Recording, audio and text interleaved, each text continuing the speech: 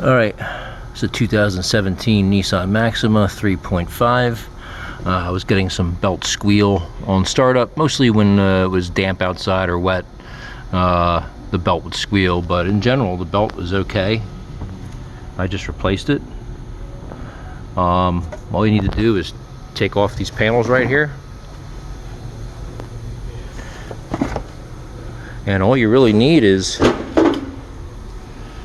just a regular old 3/8 socket.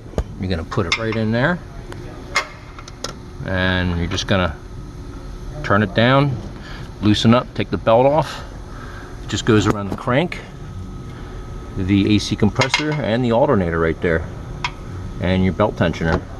Very easy, literally probably like a 10-minute job. Like I said, all you need is this. There's no tools needed, no adjustments for your belt tensioner for the tightening. It's all automatically tensioned. That's it. Simple, easy job.